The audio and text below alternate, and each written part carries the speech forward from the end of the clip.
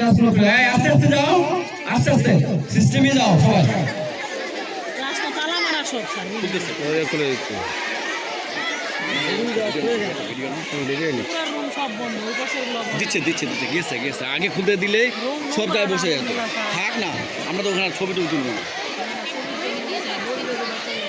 বাচ্চারা বসবে কেন নোংরা আছে। ঠিক আছে, বসে গেলে সব ঠিক হয়ে যাবে। হ্যাঁ